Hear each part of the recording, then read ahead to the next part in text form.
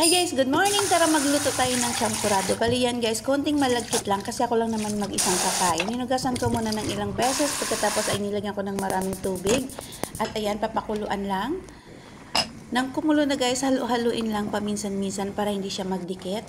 Ayan, kumunti na yung tubig at malapit na siyang maluto. Guys, naglagay lang ako dyan ng isang putol ng Toblerone na chocolate kasi wala naman akong cocoa. Yan, halu-haluin lang hanggang sa mag-melted. Ayan, nakita nyo, mukha na siyang champurado. Tinikman ko siya, wala siyang lasa, kaya nilagay ako ng kunting asukal.